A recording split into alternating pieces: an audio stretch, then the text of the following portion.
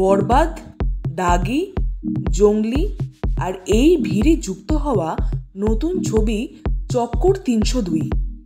ঈদে এই ছবিগুলোর মধ্যে কোন ছবি করবে বাজিমাত সেই নিয়ে আলোচনা করবে আপনাদের সাথে। Hi, this is Hastolipi originals. এখন আপনাদের সাথে ঈদে বাংলাদেশের 4টে ছবির মধ্যে কোন ছবি এগিয়ে থাকবে বা কোন ছবি পিছিয়ে থাকবে সেই নিয়ে আলোচনা করব আপনাদের সাথে। জানাবো আমার কি মতামত। এরকমই বাংলায় সমস্ত সিরিজ এবং সিনেমা সংক্রান্ত আলোচনা শুনতে এবং রিভিউ পেতে আমাদের এই চ্যানেলটা ফলো করে রাখুন এবং নোটিফিকেশন বেলের ওপর ক্লিক করে অল বাটনের ওপর ক্লিক করে রাখুন, যাতে আমাদের ভিডিও সবার আগে আপনাদের কাছে পৌঁছে যায়। তাহলে চলুন ভিডিওটা শুরু করছি। Hastolipi originals, the ultimate filmy dose. প্রথমে শুরু করা যাক শাকিব খানের বরবাদ ছবি দিয়ে। এই ছবির পক্ষ থেকে আমাদের কাছে যে সকল মেটেরিয়ালগুলো এসছে সেগুলো হলো কিছু পোস্টার, একটা টিজার, একটা গান আর যিশু সেনগুপ্তের জন্মদিন উপলক্ষে তাকে কেন্দ্র করে একটা টিজার এসছে। এই সমস্ত মেটেরিয়ালগুলো কিন্তু দর্শকদের পছন্দ হয়েছে। বিশেষ করে যারা শাকিব খানের ফ্যান তারা তো প্রচণ্ড উচ্ছ্বসিত এই মেটেরিয়ালগুলো দেখে। দর্শকদের মধ্যে পছন্দ হওয়ার জন্য এই ছবিটা কিন্তু উত্তেজনার পারদে আছে। এই ছবিটা কিন্তু ক্রেজ প্রচণ্ড। এই ছবিটা নিয়ে শাকিব খানও ভীষণ আশাবাদী। আশা করা যাচ্ছে এই ছবিটা কিন্তু ভালো কিছু করতে চলেছে। এরপরে কথা বলবো শিয়াম আহমেদের নতুন ছবি জঙ্গলির বিষয়ে। এই ছবিটার পক্ষ থেকে যে সকল মেটেরিয়ালগুলো এসেছে সেগুলো হলো একটা টিজার, দুটো গান। এই ছবিটার সঙ্গে বলিউড সিনেমা কবির সিংয়ের মিল আছে বলে জানা যাচ্ছে। অর্থাৎ এই ছবিটা কপিড কিন্তু নয়, তবে ইন্সপিরেশন নিয়েছে কবির সিংয়ের সঙ্গে। টিজার দেখে সেটাই মনে হচ্ছে।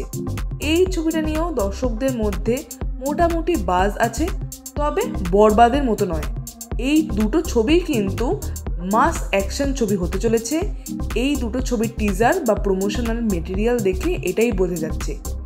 এরপরে কথা বলবো আফরান নিশোর নতুন ছবি দাগির বিষয়ে। এই ছবি থেকে কিন্তু একটা টিজার এসছে, আর কিছু আসেনি।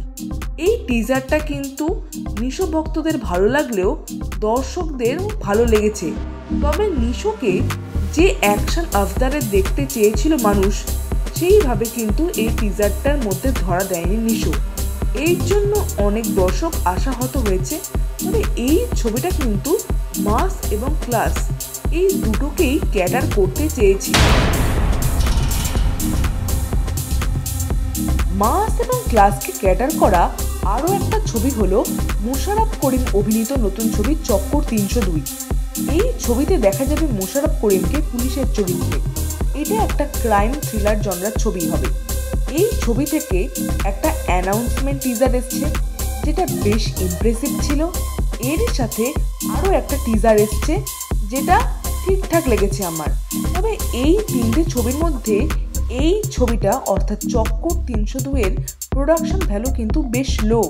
প্রোডাকশন ভ্যালু কিন্তু চোখে পড়ার মতো কিছু নয়। এই 4টে ছবির মধ্যে বরবাদ ছবি কিন্তু বেশ বড় বাজেটের ছবি, তার প্রোডাকশন ভ্যালুও কিন্তু বেশ বেশি। এরপরে প্রোডাকশন ভ্যালু যার বেশি সেটা হলো দাগি, কারণ এই দাগি ছবির সঙ্গে কিন্তু চরকি, আলফা আই এবং SVF এই 3টে প্রোডাকশন হাউস যুক্ত আছে। এর থেকে বোঝাই যাচ্ছে দাগের জন্য কিন্তু বেশ প্রোডাকশন হাউস পয়সা খরচা করেছে। এরপরে জঙ্গলির মোটামুটি প্রোডাকশন ভ্যালু দেখা গেছে এবং চক্কর ৩০২-এর প্রোডাকশন ভ্যালু কিন্তু বেশ কম লেগেছে। এই 4টে ছবির মধ্যে ইনিশিয়াল হাইপ কিন্তু সব ছবির মধ্যেই আছে। তবে চক্কর ৩০২-এর হাইপ কিন্তু খুব একটা বোঝা যাচ্ছে না। তবে মোশাররফ করিমের কিন্তু জনপ্রিয়তা বাংলাদেশে বেশ ভালো। এর থেকে বোঝাই যাচ্ছে তিনি এই ছবির মাধ্যমে দর্শক টানতে সক্ষম। এখন 4টে ছবির মধ্যে আশা করা যাচ্ছে শাকিব খানের বরবাদ ছবিটা তো কামাল করেই দেবে, তার পেছনেই সম্ভবত থাকবে নিশোর দাগি। এখন জঙ্গলি আর চক্কর ৩০২ কে কোন পজিশনে থাকবে সেটাই দেখার বিষয়। আপনাদের কি বক্তব্য এই ভিডিওটাকে ঘিরে? অবশ্যই কমেন্টে লিখে জানান। আপনারা কোন ছবির বিষয়ে বেশি উত্তেজিত অবশ্যই কমেন্টে লিখে জানাবেন। আর আমাদের এই ভিডিওটা লাইক করতে মিস করবেন না প্লিজ।